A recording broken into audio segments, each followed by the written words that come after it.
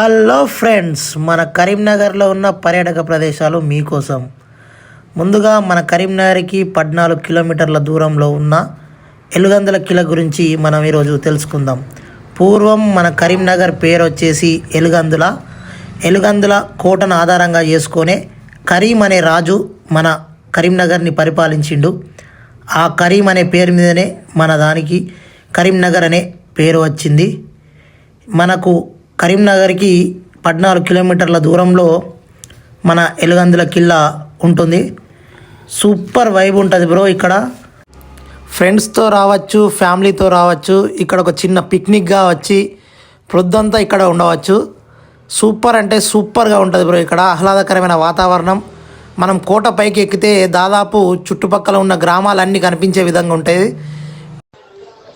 ఈ కిలా పై నుంచి చూస్తే కరీంనగర్ ఏనుగు ఆకారంలో ఉండడం కారణంగా కరి అంటే ఏనుగు కనుక కరీనగర్ అని కూడా పిలుస్తారు.